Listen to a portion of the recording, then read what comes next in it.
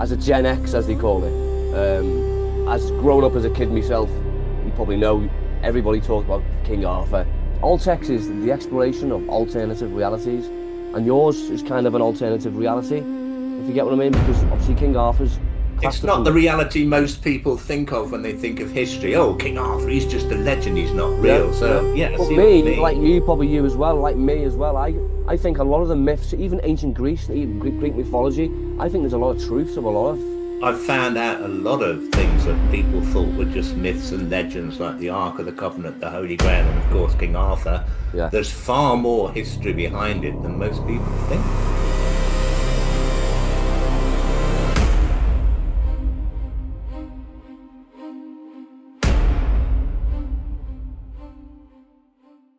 Today, I'm joined by Graham Phillips. He's an independent researcher and historian. He spent over 30 years investigating legends surrounding King Arthur.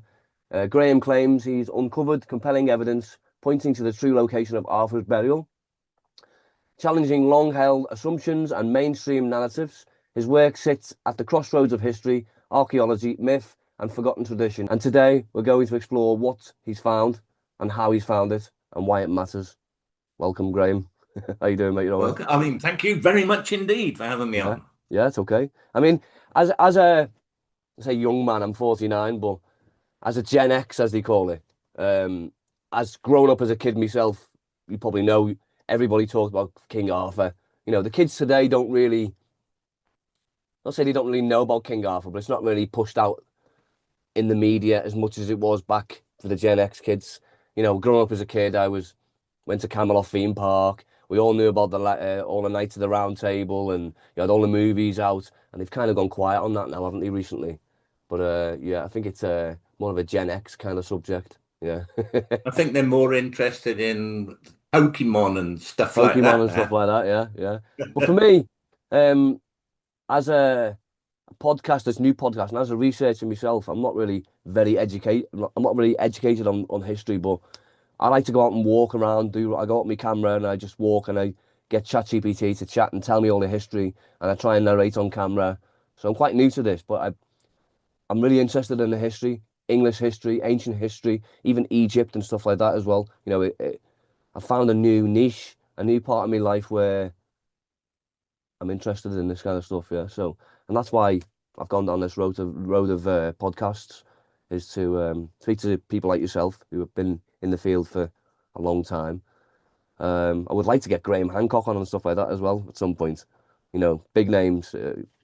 Oh yeah, no, he might. Who knows? You might better Yeah. get him on. Well, I nearly got Nick Pope on. You know, Nick Pope, the Oh, UFO guy, and he was like, "Oh, sorry, I can't do it at the minute, but I'll come back to you in a few months." I was like, "Okay," because that'd be quite a good one oh, as that's well. cool. Get Nick Pope on because I want to try and keep it like ancient history. It's Alt-X is the exploration of alternative realities, and yours is kind of an alternative reality, if you get what I mean, because obviously King Arthur's It's classed as not a the reality most people think of when they think of history. Oh, King Arthur, he's just a legend, he's not yeah, real. yeah. So, yeah, I But see what you me, like mean. you, probably you as well, like me as well. I think a lot of the myths, even ancient Greece, even Greek mythology, I think there's a lot of truth to a lot of the ancient mythological stories. I think there's a lot of truth to a lot of them, and I think we've just lost the information. Like as Graham Hancock says, we're the species with amnesia. Good point. Do you know what I mean? And there is a lot of things, and I think mythology across the board in all different subjects, whether it's folklore or whatever, I think a lot of it has a you know truth in it. Maybe. What do you think? I mean, I've been researching this stuff for almost 50 years. I'm Oh, a very okay. old man now. Yeah, yeah, And I've found out a lot of things that people thought were just myths and legends, like the Ark of the Covenant, the Holy Grail, and of course, King Arthur. yeah, There's far more history behind it than most people think. yeah, yeah. Pseudoscience, as they call it. That's the term. That's Yeah, like somebody like President Trump. He'll say yeah, fake news yeah, for anything he doesn't like. Pseudoscience yeah. is the thing It's a that label they put on it to try and keep archaeologists, you quiet, isn't it? It's like mainstream narratives in science. They tend not to want to yeah, research things outside their own narrative. pseudoscience, Yeah, yeah. pseudoscience. Yeah, It's like no, they that's tried it with what Graham exactly. Hancock. They tried it with Graham Hancock as well. They tried to bring him down by calling him a racist and stuff, just to shut him up. Racist. Yeah, they started calling it all over all these social media, calling him racist. It's like my wife's black. How can I be racist? They just try everything to try and shut people up. Yeah, yeah. Yeah, his wife comes from Ethiopia. I What know. are they on about? Crazy, yeah, I know. It's just madness. But that's the world we live in with unless you follow that narrative and you follow the stories that we teach you in the academic research, you know. Uh, But I think they're wrong. Yeah. And that's why got you on here because I think the King Arthur story for me as a kid growing up was interesting and I believed it as well as a kid. Well, one of the ways I've been able to find things out, like about King Arthur, where the academics call them, the historians and the archaeologists don't, is not because they're no good at what they're doing. They're very good, but Yeah. they're very, very specialized. Like an archaeologist will, they spend years studying a particular period of history, like late Middle Ages, and Yeah. they'll learn particular types of speciality, like pottery or foundations of buildings or dendrochronology, Yeah. wood dating, things like this. And they'll know all about that. They are scientists, they are Yeah. brilliant, That's right. but Yeah. they're very specialized. They don't have time to look at other periods. They don't Yeah. have time to see what historians have discovered. Now, historians will look at old manuscripts and stuff like this, and Yeah. they'll come up with different ideas. And they're specialists too into a Yeah. particular period of history, like, let's say, Victorian history. Yeah. And they'll be experts on various books to do with that. They'll know everything Queen Victoria did say, Yeah. but they're not experts on the whole thing. And they Yeah. very seldom talk to each other. Historians and archaeologists don't tend to get on. So, No. what I've been able to do, and people like me who've done research like this, have been able to say, let's have a look at the historians' take on that particular area. Let's see what the archaeologists have found out. Let's see what folklorists, people who've looked into old myths and legends, have found out. Put all the pieces together, and that's how we can come up with answers that the Yeah. historians, the archaeologists can't. And of course, they don't like this. It's like the woman who discovered Richard III's grave under a car park in Leicester. They were all, no, no, she won't, no, we won't have that, Yeah. pseudoscience. But Pseudoscience. Yeah. ultimately, Yeah. they had to admit she was right, and she was given an MBE Yeah. by the Okay. Yeah. I Crown. remember hearing something about So that story actually. Yeah. I remember hearing vaguely about that. Yeah. I remember them doing there the you dig. go. So it can Wasn't be done. what's his name? The guy from Time Team, wasn't he involved in that? The Oh guy from yeah, Time Team? Tony Robinson, Yeah, I think it or was. the guy. Wasn't he involved on some part of that dig? I don't know. I probably gets involved in everything. I Yeah. mean, I've done things with Tony Robinson over the years, various programs looking for the grave of Robin Hood, for example, Yeah. That's which we another found in subject. a. That's another subject. Another That's one that I another think. subject. Yeah. I won't We won't go digress down that onto road. that. No, no. But I'm obviously I like to put my questions to on transcript and I ask the questions what I see on the screen. And one of the main questions, obviously, the starting question is why did you get involved in it? What brought you into it, and what made you want to research the story of King Arthur and the legends? Well, it started off, I was a journalist. I used to work for the BBC, BBC Radio. Yeah, And while I was there, I was offered a job as an editor of a magazine that investigated the paranormal mainly, called Strange Phenomena, which is yeah, going back 45 years. And I took the job. It was quite good pay. And it was based in Wolverhampton in the centre of England. And one of the things that we investigated wasn't a paranormal investigation. It was a historical mystery, which I kind of preferred to these weird and wonderful things. yeah, And what it was all about is with after the gunpowder plot, Guy Fawkes and all that, yeah, the gunpowder plotters were hunted by the the troops of the king, and they had a green stone. It's set in a silver ring that was once belonged to Mary Queen of Scots, and she had been a Catholic queen, and the gunpowder plotters had supported her, wanted, she was considered an important figure. So this stone became a sort of relic for them, really. And because the agents of the king wanted this stone, it was hidden. It was believed to have mystical powers, yeah, healing powers, that kind of thing. It was hidden, and there's a guy who hid it was who knew the gunpowder plotters. He lived in a old Victorian mansion in Kidderminster in central England called Harvington Hall. And the legend was he'd left a series of clues there to find where this was. Anyway, cutting a long story short, we went there to Harvington Hall and discovered that very recently they'd, while renovating an upstairs room behind an upstairs corridor, had found all these murals painted on the walls Wow. behind this paneling. And it was because of that um, that we managed eventually to trace where this ring and this stone, at least, Yeah. had been hidden. That got me hooked on Yeah. historical mysteries. Yeah. Fascinating. It is really fascinating. It's like you Arthur mentioned. came into it primarily because Arthur was probably the biggest mystery in English history. Did he really exist? Thing is, if he did really exist, um, why would you think that people would want him not to exist? If you get what I mean, why would people want the story not to be true if he did, if it was true? Well, I put a lot of stuff about King Arthur on my Facebook public page. I mean, I get like literally 20,000, 30,000 people sometimes put, not just viewing it, but Yeah. commenting on it. It's like, wow, Yeah. wow. I Yeah. can't look Hard at to and keep read up. them Yeah. Yeah. all. Yeah. I can't read them all, but I will notice that a lot of people are really fascinated. A lot of people are saying, "Oh, that's just ludicrous. Arthur was made up. Oh, how stupid!" And ruder things than that are said. Yeah. I can So imagine. it's Yeah. not just your archaeologists and your historians that don't want to believe in him. I Yeah. think the main reason why people don't think that he existed is that they only look surface deep. They look at the TV shows, they look at the films, they look at the literature that was written about him in the Yeah. Middle Ages.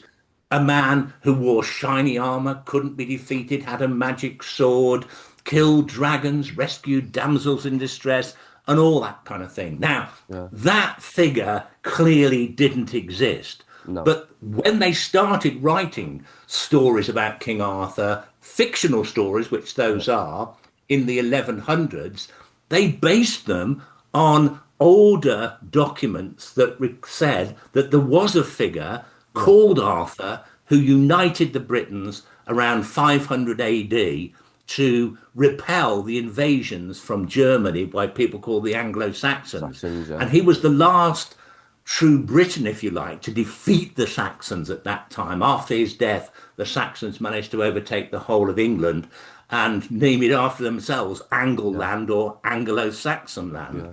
So there was a figure that seems to have been behind all this, and the earliest references to him, like by a British monk called Nennius, who wrote in the 800s, he records Arthur, he records him not fighting dragons or rescuing damsels in distress, or he simply says he was a war leader, the Yeah. leader of various British kingdoms. They came together under his leadership, and he fought a series of battles. There's no myth or elaboration in it, and the very earliest references to Arthur simply have him as a historical figure being exceptional Yeah. in as much as he could unite warring British kingdoms to, at least for a couple of decades, Yeah. hold back these invaders, but a real figure nevertheless.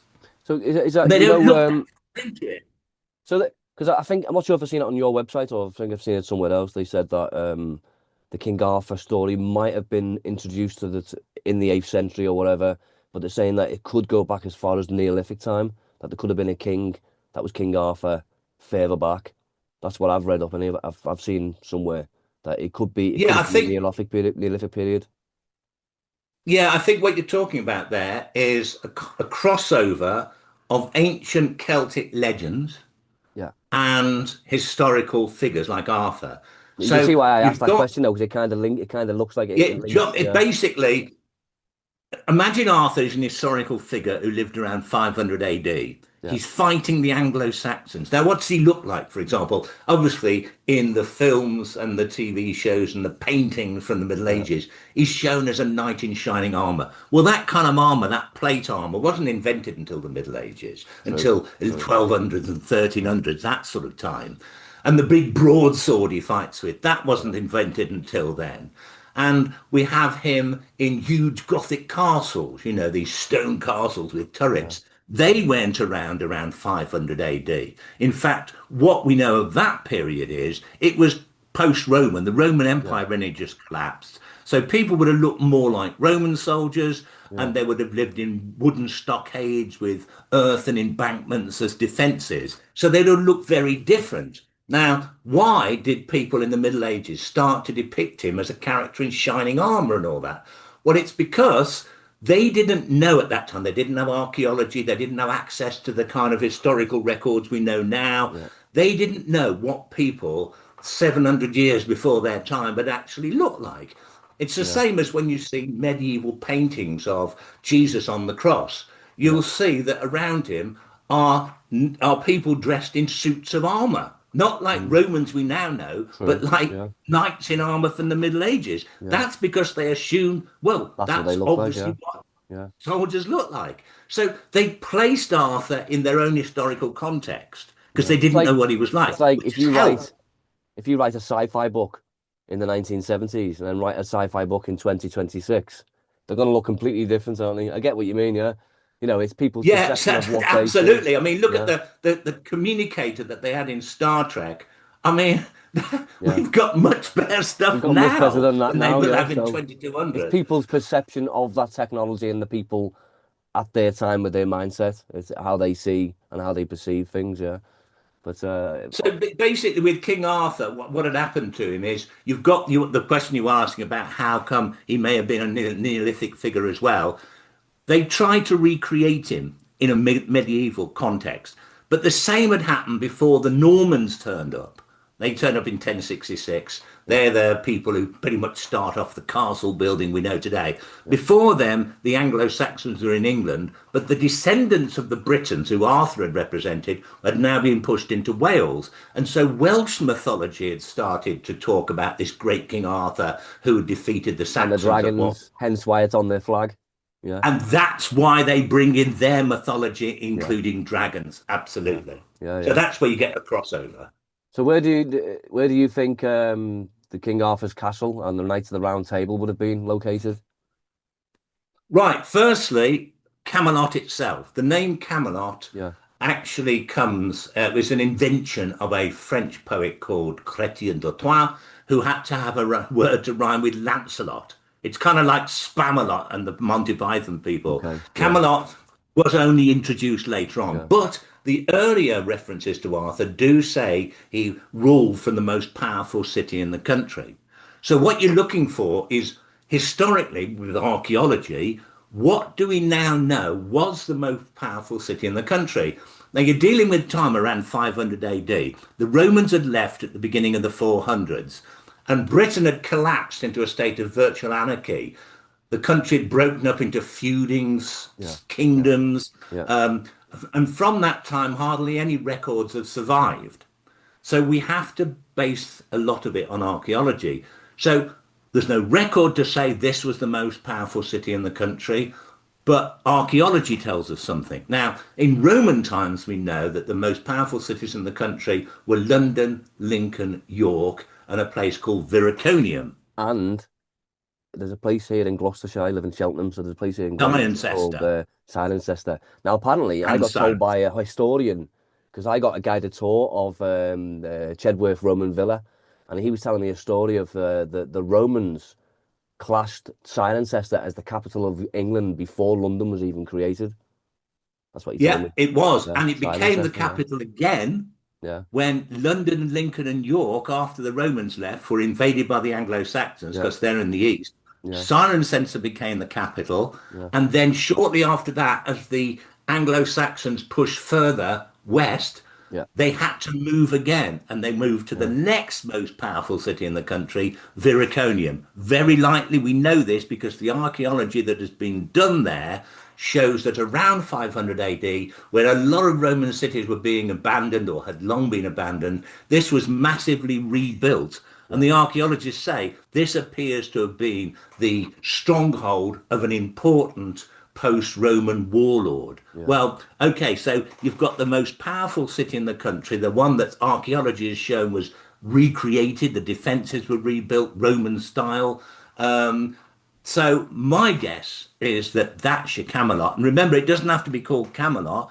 no, Viraconium is what it was called by the Romans. yeah, Wroxeter is what it's called now. yeah, And astonishingly, the reason why we know so much about it is because unlike places like Cirencester, which are now modern cities, this, all that remains of Viraconium, are walls in the open countryside. Yeah. It Yeah. was never turned into a modern It's city. crazy because The architects it's go on only there. since recently I've been doing my historical walks, and you mentioned about the Welsh and up a certain place you mentioned up north. There's a place called Cofton Court. You mentioned the gunpowder plot. That's right. You mentioned the gunpowder plot, That's right, yeah. and it was last summer, just gone, maybe the end of summer. I went to Cofton Court, researched that, and looked into the history of the Roman Catholic Church, and the Jesuit priests having to hide in the holes in there, and then you just mentioned about Wales as well, and the Roman villa at Cirencester. It's like these podcasts that I'm doing, the walks kind of give me a bit of knowledge. So I mean, like I say, I'm not academic, I don't know everything about history, but these little walks that I do and walks and talks around the castles and stuff helps me with podcasts like this because it gives me a bit of knowledge. Like I just said to you, Cirencester.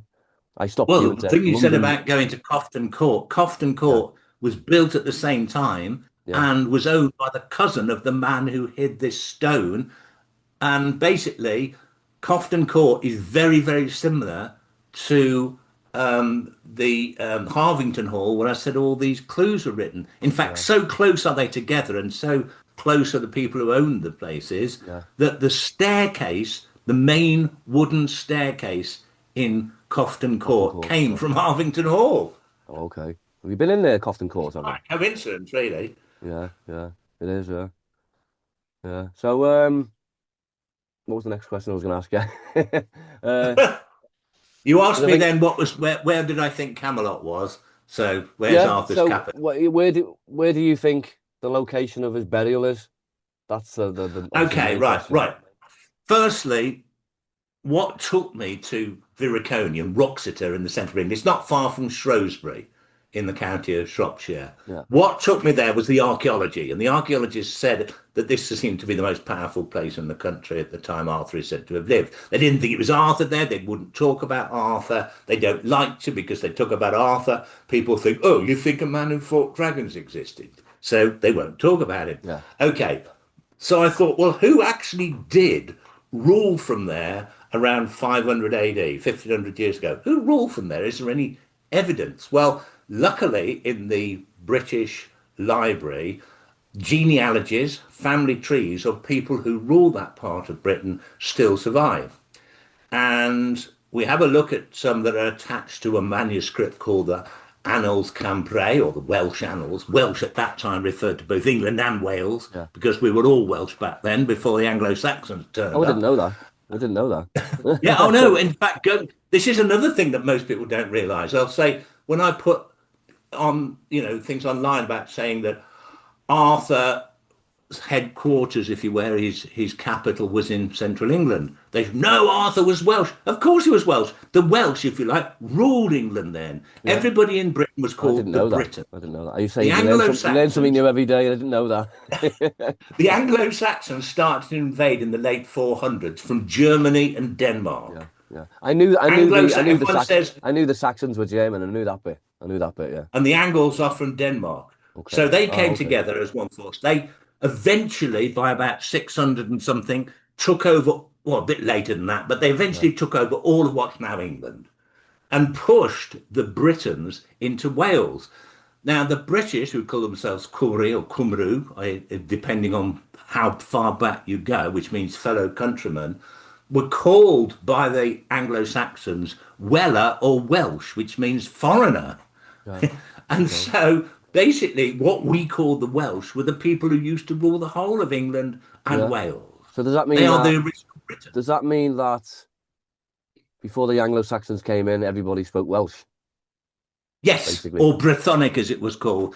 Brythonic was modern Welsh is combination of Latin bits and pieces and Brythonic that the Romans brought in, but it's developed over the years. But it was called Brythonic, and it's very similar to Welsh. Yeah. Okay, so going back to Yeah. where I Yeah. Yeah. was in central England, which then was central Britain, still Yeah. in the hands of the Britons, the Welsh. Hmm. You've got these Welsh documents that refer to the people who ruled there. The man who ruled there at the time that Arthur is said to have existed, when I first saw this information, I thought, oh, I've got it wrong. His name was Owen Thangwyn. which means Owen White Tooth, obviously because he had a good set of teeth for the Yeah. time.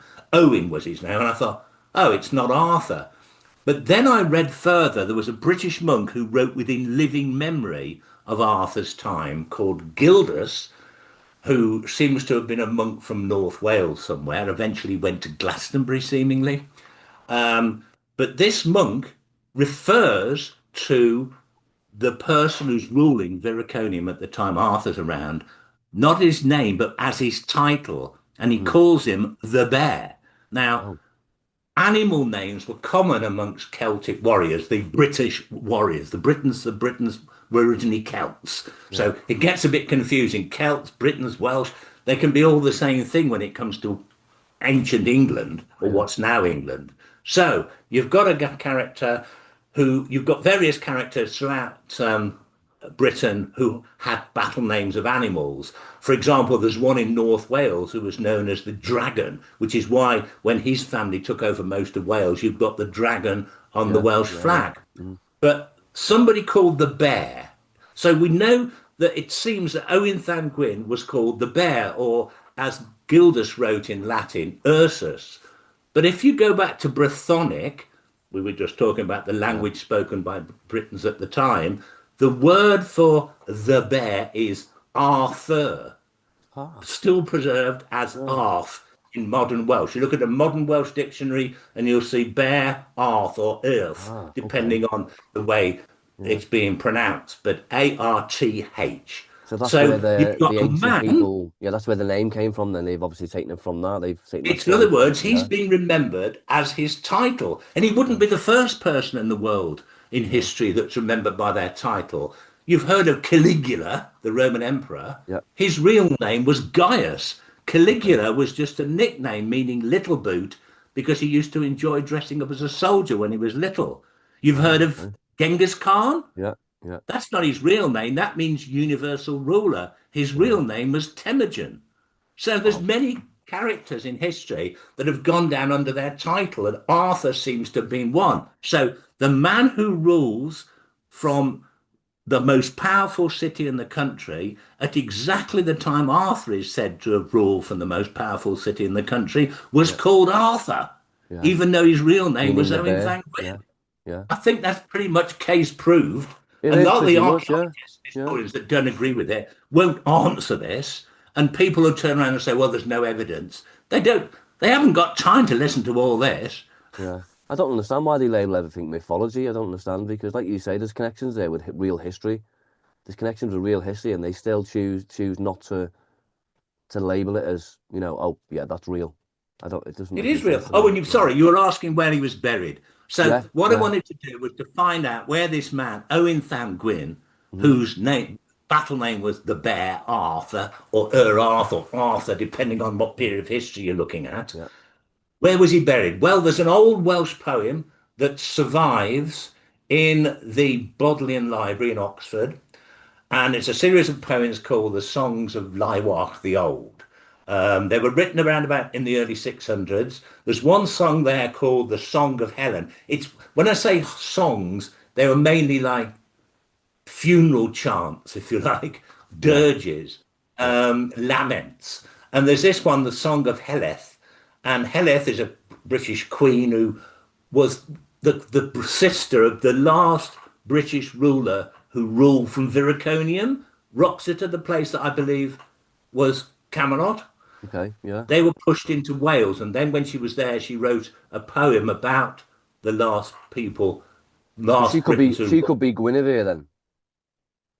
No, well, no, this is later. This is Ah. later. Okay. This is about Yeah. 100 years after Arthur's time. Yeah. But she could have been descended from her. Yeah. Maybe. Yeah. Um, Yeah. but she talks about where the burials, where the kings of Paris were buried. She Yeah. talks about a brother being buried there. She actually talks about these people being the heirs of great Arthur. In fact, it's probably the oldest reference to Arthur anywhere in existence. Yeah. Okay. So she says where this burial site was of the kings of Paris, of which Paris is an area surrounding Viriconium. And if Arthur had ruled from Viriconium, his descendants would have been the kings of Paris. So where were they buried? And presumably he too. Well, she tells us that they're buried in a place called in English, the churches of Bassa. Now, there's still a place, a village today, a few miles from Viraconium, called Bass Church. And when you go there, just outside the modern village, there's an earthwork that is being there's been archaeology done on it finally Yeah. now. They Yeah. know was it basically dates from the period that Arthur lived. It was seemingly used as a burial site. I managed to get geophysics team to work there that was being filmed for by National Geographic. They paid for this geophysics survey and found that exactly where the poem says these people were buried, there were graves, and where it seems Arthur was buried, where I said that's where you've got to look. They found under, but the evidence with the Yeah. ground scanning radar and so forth, evidence of the kind of grave that would be expected of a high status individual from Arthur's time. And it's only now, in the spring of this year, that an archaeological excavation there So is going to go ahead. so mainstream archaeologists are looking at it now then. They are saying, Now oh, but they're not saying it's Arthur. They're saying, oh no, it's right, just some important like Dark something Age important, yeah. warlord. Yeah. And they're trying to push me out of it, just Oh, like I they can tried imagine. to I can push the imagine. lady I mean, out of it what with happens if Richard they III. what happens if they go in there and open his tomb or open his grave and they find Excalibur? Well, that shut them up. Well, but it was supposed to have been thrown into a lake. Yeah. So, but anyway, I mean, so we're talking about historical evidence. We're talking about archaeology here, not just fantasy. But Yeah. anyone who says, "Oh, Arthur's just rubbish," listen to the argument. Yeah. It's good, isn't it? It's like I don't want to go off subject, but it's like the Robin Hood story as well. I think there's a lot of truth behind that story as well. I think it might have been exaggerated a little bit, but I think the baseline of the story is probably true.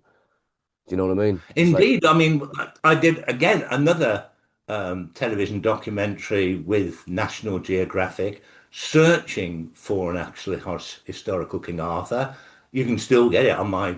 I've got links to it on my website. you know, I You will can I will still put see. your website. I will link your website on this podcast. I'll put it at the bottom so people can visit your website and have a little look around. Ah, well, if they go onto the website and they look on my YouTube channel, they'll see the archaeological work that's been done on the King Arthur site.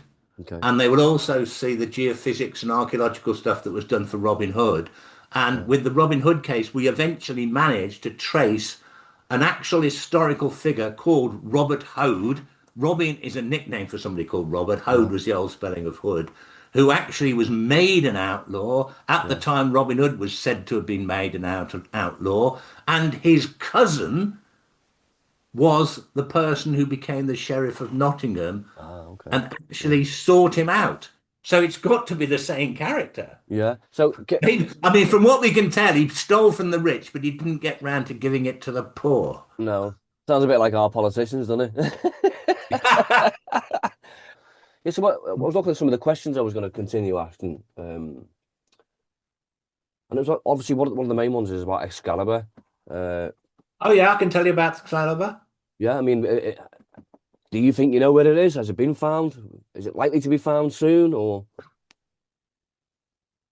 The thing about Excalibur is it is probably the one part of the Arthurian saga that people will scoff at the most. Oh, come on, this magic sword yeah, thrown to the Lady of the Lake.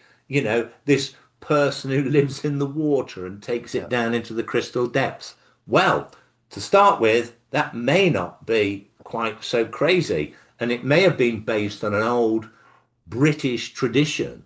Now, going back 1500 years ago, when Arthur is said to have lived, the Romans who had just left, had been Christianized. But most of the people who dwelt outside of the cities and many people who were the Britons continued to follow their own gods and their own pagan ideas. In fact, the word pagan actually comes from an old Roman word pagus that means country dwellers, i.e., people, natural people of that yeah, country who yeah, weren't the Romans.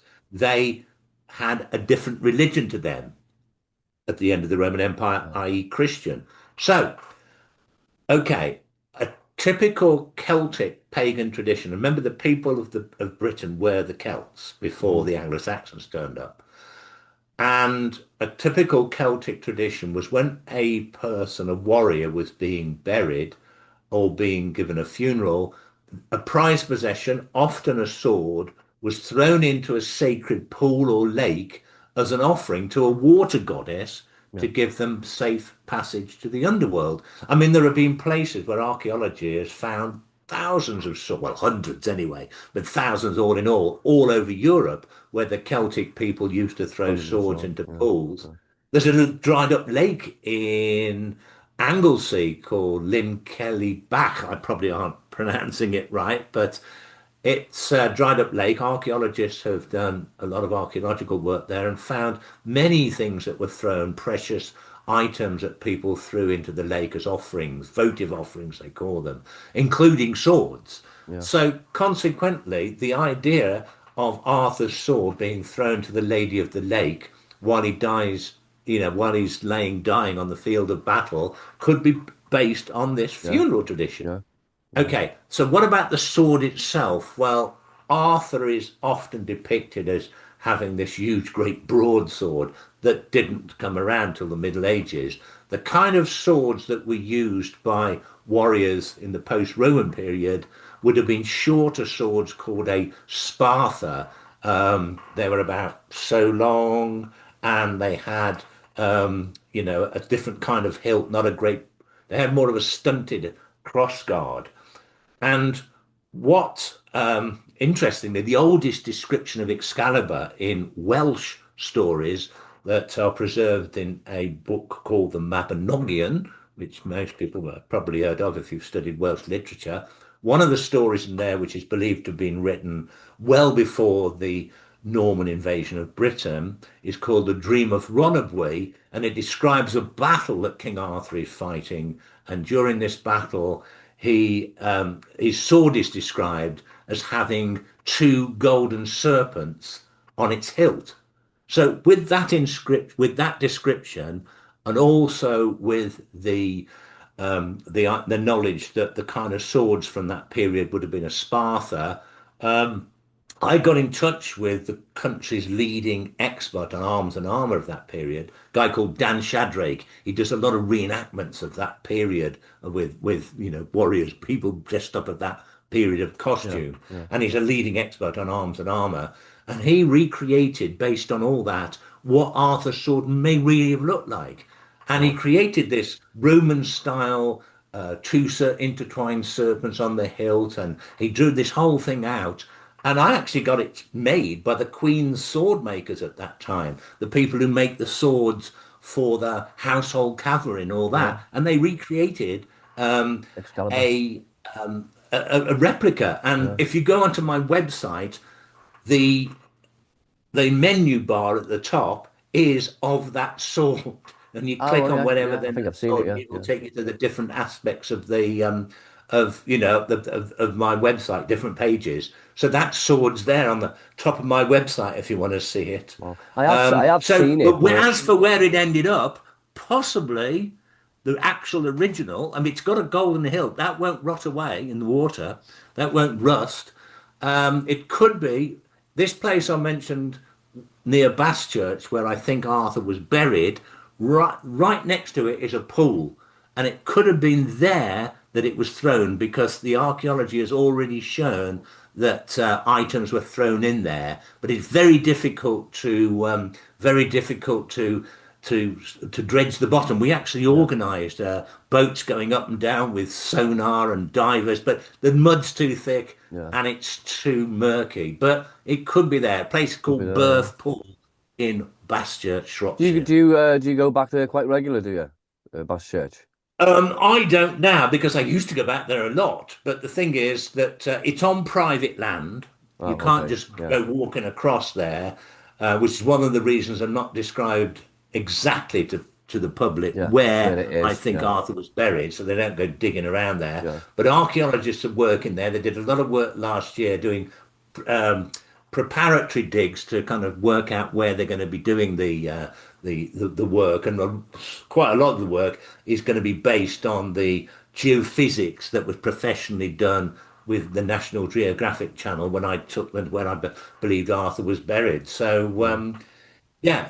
If you ever There you do go go. back there, let me know. I'll come. I'll meet you up there. I'll come with you to get some video I and will, but actually, there's over the years, various people have not been very happy with me because three oh, different okay. farmers own the fields Yeah. that make up this area.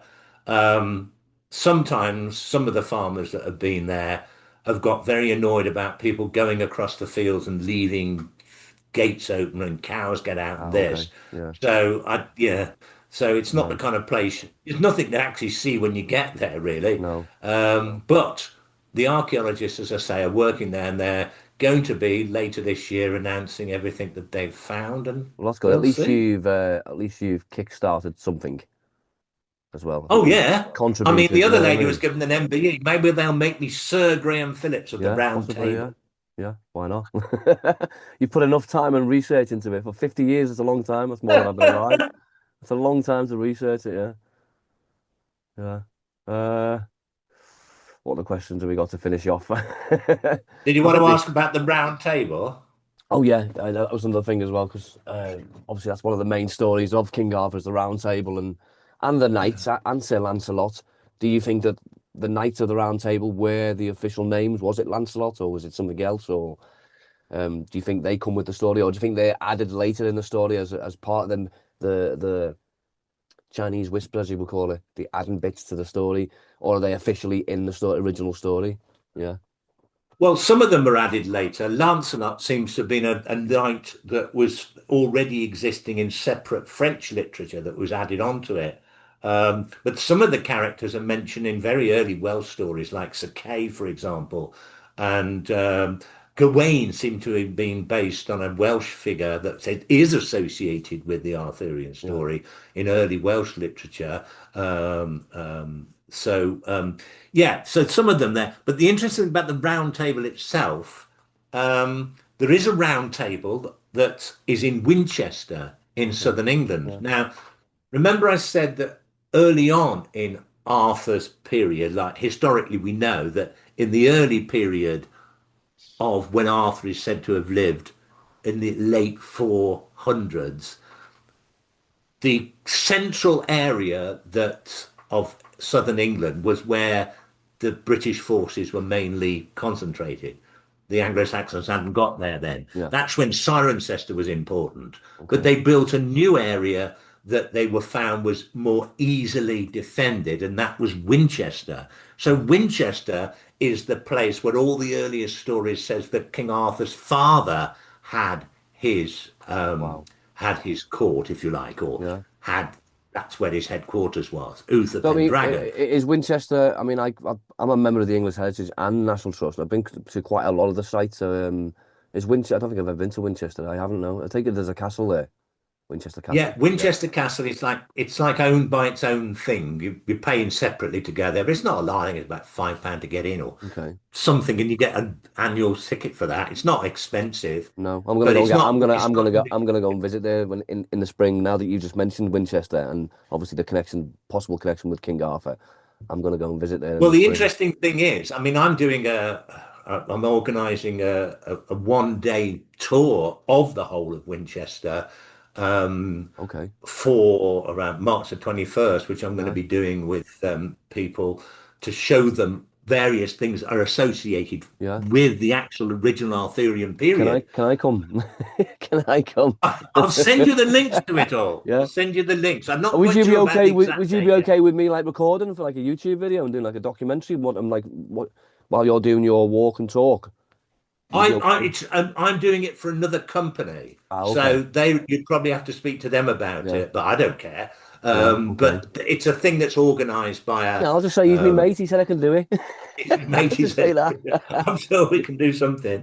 Yeah. But anyway, there's a lot of stuff there that is connected with the Arthurian period. I mean, historically, Winchester Castle, which is where all the early stories say Arthur had his capital before he moved it to Camelot. It's a Yeah. place where he drew the sword from the stone and became king. All that. That's at Winchester. Right. The most famous Arthurian tale of them all, which is the Le Morte d'Arthur by Thomas Mallory. That's the one that was made into the film Excalibur by John Yeah. Boorman. Yeah. That's Winchester is considered to be where his capital Okay. is there. Yeah. And in the castle there, the modern one dates from the Middle Ages, but you can see when you go inside, you can see the different layers going right back to Roman times. Mm, So it was a fortification at the very yeah, time Arthur is said to have existed. yeah, So on the wall there, they have something called the Round Table, and it looks like an enormous kind of 18-foot diameter okay, dartboard on yeah, the wall, divided into all different segments where Arthur's knights are yeah. said to have lived. Um, That sounds good. Now, okay, sorry, That sounds where good. Arthur's knights are said to have sat around the Yeah, table. All their names are written on it. Now, that's been there way from the Middle Ages. I mean, this is the round table that inspired Thomas Mallory to write about the round table. That's the very one that inspired the story of it that we now hear. yeah, But does it really date back to Arthur's time? Archaeological work was done on it, going back a few years. They did radiocarbon dating, and they found it only dated from around about from the late 1200s. Now, the interesting thing there is on the actual painting on it, which shows a king sitting in the middle and that, and a rose in the middle and all these segments. We know that that was put there by Henry VIII. And in fact, the king that's actually sitting there, painted in the on it, is Henry VIII himself. So that was put on later, but the actual table is much older than Henry VIII's yeah. time, and I it's definitely want recorded to. being. Now I definitely want to see this table now. Now you've meant I've never even seen it anywhere, like on any website or nothing. I've never even heard Just anything look at about it. So Winchester Round Table and you'll okay, find it. yeah, Um, but what I found when I went to examine that table, I said, "Where did they do the radiocarbon dating? You have to take a little bit of the wood out, yeah, and that can tell you how old it is." hmm, And they said, "Oh, just there, just that bit." But I noticed that it's made up of lots of different planks, if you like.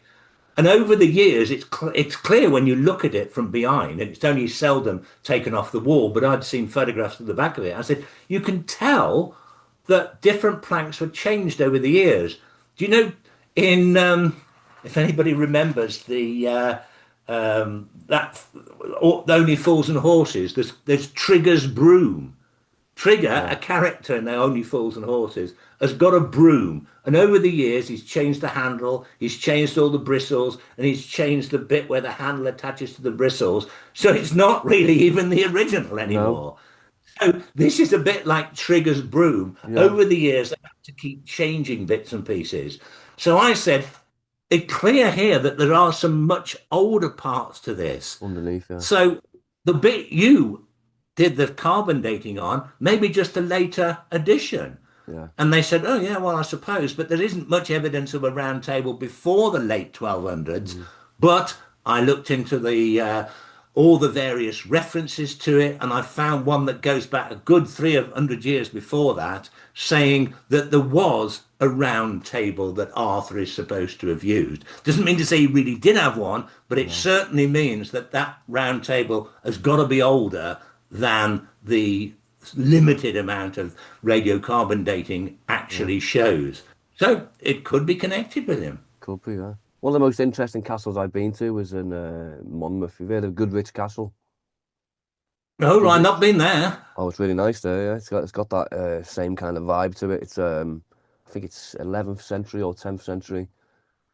Yeah, it's just like when you walk up because it's up because of where it is and where it's positioned. It's positioned on a hill. So when you go to the castle, you drive up the roads and you go in the car park, and a lot of it is collapsed. A lot of it is broken down now. But when you look out the castle from the windows, it's looking over the valley. So it's like I can just picture King Arthur's castle being like that, like having the view from high up, looking down over the land. That's what was pictured as a kid in the old stories. Like King Arthur's castle was big and it was on a hill, kind of thing. And I think Well, it's Goodrich certainly Castle a heck of a has that walk up feel. from the centre of the town to where the castle is in Winchester. I'm going to get a bit old for it. Yeah. Another thing as well, you mentioned the Welsh connection. Obviously, everybody was Welsh back in the ancient times, and one name stood out to me when we said Welsh was Guinevere. You don't get any more Welsh than Guinevere. Would you Well, agree? Guinevere, the name actually means white lady in Okay. Brythonic, Yeah. or white spirit, but a spirit who's a lady. So white lady spirit, something along those lines. Beautiful white lady. Yeah. Okay. Interestingly, in early Welsh poetry, again, this can date, we don't know exactly what date it's from, but it appears on linguistic grounds to be from around about the seven or eight hundreds. Yeah. There is something called a Welsh triad, which is a kind of short poem that talks about Guinevere basically being born and being brought up at a place called Oswestry, which is an old hill fort that was Yeah. being used during the period Arthur said to have lived. Only about it's in Shropshire. It's probably about 10 to 15 miles away from Viraconium. It's Oswestry. near Yeah. it's very near Llangollen in that Yeah. area of Wales. It's on the border. Again, it falls into England, but Yeah. again, it would have been Welsh back then. Now, so she might be the place where she's supposed to be buried, incidentally, is again in Shropshire, not far from Viraconium. There's an old medieval priory, an old ruined abbey that's near Wolverhampton called White Ladies Priory. And everybody always used to think it was called White Ladies because the nuns who lived there dressed in white habits. Now, the white habited nuns would have been Cistercian nuns. They were, in fact, Augustinian, who could dress basically in whatever colour they wanted. Yeah. So, white ladies means something else. Could it mean white ladies, as in the white lady was buried there, Yeah. Guinevere? Maybe So, there it is could be a Guinevere. legend locally that Guinevere is buried there. Yeah. So, that's Guinevere Yeah. for you, Well, seemingly born and buried in Shropshire. I can understand why you've pursued it for 50 years because when I've only been sat here with what for about 40 minutes ish now, and I'm already connecting the dots within a little small amount of time. You know what I mean? It's like the connection with Guinevere, the connection with different places in the UK, connection with the Welsh and the English. And everything you've said to me, it's like dot to dot. So I can understand why you've pursued that because there's a logic Well, behind it. everything that I've done over the years has all seemed to come back to a lot of it has come back to Shropshire in the later period of Arthur's reign. And then you suddenly find over and over again there are things connected with Arthur there. Guinevere's born in Shropshire. She died. She seems to be buried in Shropshire, you know. And of course, you've got southern England with Winchester as well. But the one place that doesn't seem to come into it, which obviously doesn't keep some people happy, is Glastonbury in Somerset, where Arthur is said to have been buried. Yeah, I But heard the that thing story as about well. that Yeah. is, it was probably made up by the monks in 1190 to attract pilgrims and bring money. It was a kind of medieval Or, propaganda exercise. or I heard a story that because of the dissolution of the Catholic Church by Henry VIII, the monks created quite a lot of stories to protect their priories. Because he was going around and he was just, I know this because I've been doing my historical walks, and because Henry VIII was knocking all the priories down, a lot of these monks, like the Holy Relic, certain monks said that they had holy relics and they had connections with this, and it was to try and save the monasteries from being knocked down by saying there was a connection between Christ or a connection between the royal family. Did you know Gloucester Cathedral wasn't knocked down by Henry VIII? You know why? Because there's a king buried in there. There's a Ah, well, king there you go. because there's a king buried in Gloucester Cathedral. So maybe the connection with what you've just said is Yeah, why good the point. monks No, came out that's a with that. very Maybe they interesting. come out with that because they felt like we need to say this, otherwise we're gonna get, you know, we're gonna get our I monastery think knocked in the down. case of the monks at Glastonbury, it probably went back earlier. In the 1190s, you've got records of the monks claiming to have got the bones of Arthur at that point. Yeah, I remember But hearing that one. outside Yeah, of yeah, Glastonbury, most people wouldn't have known about it. But no, come Henry VIII's time, they would have made it a big story. In yeah. fact, the interesting thing about the monks in Glastonbury, they not only claim to have found Arthur's bones, but the bones of St Dunstan, the first Mhm. Archbishop of Canterbury, who's buried at Canterbury Cathedral, and the bones of St Patrick, the patron saint of Ireland, Yeah, who of course is buried in Ireland. They were basically piling on saints and yeah. historical figures left, right, and centre to stop the place being knocked Stop the down. place being knocked down. Yeah, and that's not to say that the reason why they used the King Arthur story was to try and protect themselves. That doesn't mean it wasn't true. Do you know what I mean? It doesn't mean that maybe he Well, was they buried claim there. to have found a cross when they dug him up, but the interesting thing is the cross says something like, "Here lies the renowned King Arthur in the Isle of Avalon." Well, they're Yeah, trying to say that Glastonbury was Avalon. But it's a bit suspicious. Why would a Yeah. cross say? I mean, imagine I'm buried. I live in Birmingham, right? Mhm. Imagine I'm buried in a grave here. It wouldn't say, "Here lies Graham Phillips, buried in Birmingham," because everybody would know it was Birmingham. It Yeah. was almost as if they were trying to Yeah. say, oh, not only have we got Arthur here, but this is the Yeah. famed Isle of Avalon where You've got a mysteries point. can You've got take. a point there, actually. Yeah. Why would they put the name of the location of where he's buried when he's that's where he's buried? Precisely. Yeah, I suppose. Yeah. Yeah. So If it that's why was you've Avalon, they'd have so that's why known it. you've gone against the idea of the Arthur being buried there, and you've gone for the other location because of the Yeah. monks and the And the way they cross were. and his bones are no longer around to be found. I think they were destroyed by Henry VIII in the end or somebody like that. The monks were known for lying, weren't they? Not intentionally. They done it because they were scared and they were fearful of having their monasteries taken down. I get it. I get that. But yeah, it's So interesting. yeah, no, absolutely. I mean, just Yeah. because somebody's a monk. I mean, Rasputin was a monk. Well, I wouldn't take him too seriously. No, exactly. Yeah. So we'll look at some of the other questions now because obviously what to end the podcast kind of thing, just like a closing few questions. Um, One of the things you're gonna say is, what do you think would happen if they do prove that King Arthur was buried at that place?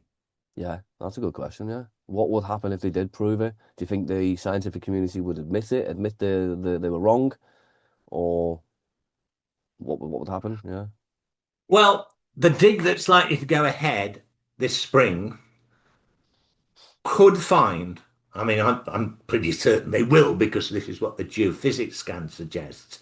They will find a circular grave about 6 foot deep with a skeleton there, and we know that there is some kind of iron object buried with that skeleton. We don't know what it is yet because the geophysics can only show that it's an iron object. Now, the possibility is it's the boss of a shield.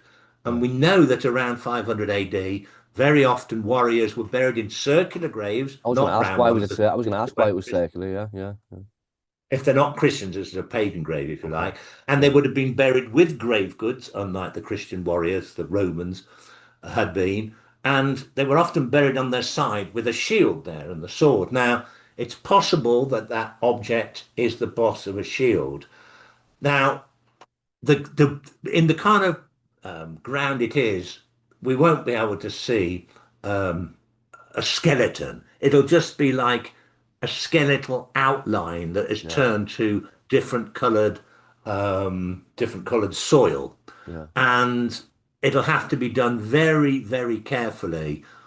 But there's probably unlikely to be something saying Arthur was buried here.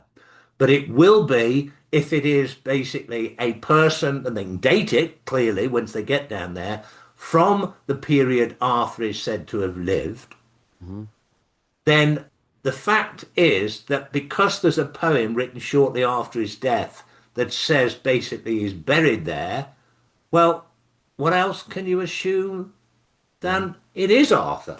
yeah, So I think at that point, they'll have to either keep completely quiet about it, that they don't want to draw attention to the fact that somebody who's not an archaeologist first worked it out, i.e., me, yeah, or yeah, they will turn around and say, okay, he was right on this one. Or they'll say forever, and this is what I expect they'll say, oh, yeah. we don't know it's Arthur. There's nothing saying King Arthur on it. But No, I'll have a very much stronger case. yeah, And I think ultimately I will be proved to be right. yeah. That's good. And I think a lot of the younger generation we need to protect ancient history. We need to protect this kind of story, and I think they need to be educated on it. And I think bringing the younger people, younger generation into this would help as well for future generations to like sites like Göbekli Tepe in Turkey, where they've only dug 5% of it up, and they've said their excuse was, we want to preserve that for future generations to have work. And it would be nice to have the younger generation today interested in the history of the past because they're not really, are they? The young generation today, they're not really interested in history. I no, it doesn't seem to be like they were in my day anyway. No, But then again, my day was like half a century ago. yeah, yeah, I'm almost an historical figure myself. yeah, yeah. So, you don't mind me asking, how old are you? 72. 72. Well, you're not all right for 72 anyway. You're doing all right for 72. I'm Little old 40. man. I'm 49. I'm 50 this year, so I'm dreading it. I'm turning a big 50 this year. So Oh, it's much more frightening becoming 50 than 70 because by the time you get to 70, you don't really care anymore. When yeah, you get to 50, yeah. that's the big one. Well, 60 isn't quite so bad. I've already cheated death. I had cancer 2 years ago. I had testicle cancer 2 years. I had chemotherapy, lost all my hair, um, and I beat it in the end. And that is why I've had a whole new. So I'm a full-time YouTuber now. I don't go back to work. I'm earning enough money doing from my. I only post like shorts and stuff, so I'm earning my revenue through that at the minute. I'm hoping to build up a bit more with the long form and get like a. I'm hoping these podcasts are gonna take off and I'm gonna take a lot of interest in it. But yeah, Oh, well, good luck for it. Oh, good I'm luck going with down it. a new road, and a new outlook on life, and I now go back to church every Sunday as well, um, because I feel that someone was watching over me. I really do think that, What church? I mean, is Baptist, Methodist, Church St. of Gregory's England, the Great Catholic? in Cheltenham. I'm a Catholic, so I go to a Catholic church. Catholic. Ah, right, Yeah, Catholic Church. yeah. I was christened a Catholic as a kid, and I went to a Catholic school. But then, as a young adult, I never really went down the road of staying up to date with it and going to church every Sunday. But obviously, with me beating cancer and the things that I've experienced the last couple of years, um, changed my view and made me go back to my faith. And since I have gone back to church, now I'm not an advocate. I'm not here to tell people that they should go to church. That's their own choice. I'm not one of them people that, tries to push people to go to church. But for me, in my journey, going back to church has helped me, as in there's been positives in my life ever since gone back to church. So I kind of like link it to that. I say, because I'm going back to church and I'm doing good, that I've been to all sorts of I'm churches over being the years. rewarded. I was christened in a Methodist church. We went to Methodist church. Then my mum decided to become a Baptist. So I went to a Baptist church for years. Then I was sent to a boarding school, which is a Church of England school. So I went to a Church of England school. I haven't actually been to a Catholic church yet. Okay. So there you go. Well, when I first went back to Christianity and I started going to church, I started going to a church and I found out it was Church of England and there was a vicar with a lady and she goes, "Oh, I wouldn't be here if this was a Catholic church." I was like, I didn't even know anything about that. And I feel like everything in my life since cancer and since my new outlook has been a path has been shown to me. It's like I went to Cofton Court and I started learning the history on the priests and Oh, the yeah, of course, persecution they were of, the and priests that were it, persecuted were hiding there. it made me understand more about Catholicism and it made me understand about the and then I stopped going to the Roman that church because I was like, oh, I shouldn't be here. Because then I started looking into the history of Roman Catholics, and that's when I went back to that. And I eventually found my church that I wanted to be in. It was like my whole path through these walks of history and through these podcasts and everything I've been doing has been pathed out for me, like someone's guiding me. If you get what I mean. I don't mean to go all biblical and preaching and stuff, but I No, feel no, like no, absolutely. I mean, I've had things happen to me in my life. I'm thinking, well, that's a bit too much of yeah, a coincidence. yeah. So, Well, I mean, no, everybody I'm has with their you on own that. path in life, and I feel like that mine I've been given a second chance. And I say treat everybody like you should be treated, like you want to be treated in return. Um, I'm just older and wiser now. I think I've got a 70-year-old head now. Do you know what I mean? And I look and I wish I was like this when I was 20, the same mindset. But I guess you have to go through trauma and you have to go through sad times to make yourself a better person, I guess. So yeah. Indeed. Anyway, so we'll close it on. If you want to just say a little bit before we close, I don't know. What you want Okay, people so to I do. probably would, what I would normally say, something like, so anyway, you can actually follow me on my website, which is grahamphillips.net. And if you go there on the first page of my website, there's all the books I've written, King Arthur, Robin Hood, all the rest of them. They're all there. Click on those. I give a lot of information about them all. I don't expect people to go buying books that came out a few years ago. So you can find out all about them. And Yeah, there you will also see on that front page links to my Facebook page that I'm very active on and also my YouTube channel. And all of my books pretty much are still available. If they're not in the shops, they're yeah. certainly on Amazon. I will definitely put your links for your website and your YouTube channel in the description, and I will stick them on screen as well. So they'll be below, so people Oh, can and click on them. one other thing. because we've been talking about King Arthur, the books I've written on King Arthur, the first one was called King Arthur, The True Story. A couple of years ago, I did another one, The Lost Tomb of King Arthur. I've written two books about the search for the Holy Grail, and I've written a book called Merlin and the Discovery of Avalon in the New World. That should be another subject for another day, shouldn't it? Really, mailing, because that'll probably go on for quite a while, that one. But mailing's quite an interesting subject as well. Yeah, definitely. But anyway, thank you for coming on today, and it's been really nice to meet you. Nice to have a chat with you. And I've learned quite a lot, actually. I've learned quite a lot from And you this too. podcast. Thank you very Yeah, much. yeah. Okay, Graham. Right. But yeah, if you want to inbox me and send me the information for this Winchester tour, I'd be interested Yes, in. I don't I'd know be when it's going to be. interested. As I say, that I think it's March sometime. But I've got there's a company does it. They invite me to do it, so it's nothing Yeah, actually to do with me. It's their kind yeah. of thing. But I'll keep you informed about it. Okay, definitely. I'm gonna be interested in like looking into that. Yeah, definitely. Yeah. Okay. Okay then, Yes, Graham. Thank you for your time. You've been a gentleman. and thank you. Good luck Yeah, with thank you your very much. podcast and everything. And if you want Yes. me back on again for anything, Well, I mean, we might, another time. might look into maybe having a discussion about Robin Hood and mailing as well in the future. You know what I mean? That's Okay. another subject that we could carry on in the future. Yeah. And good luck with getting Graham Hancock on. Yeah, it's a difficult one. Right, Graham, take Is care, it? mate. Honestly, you've Bye been the best, then. Bye mate. Take bye. care, mate. Bye-bye. Bye.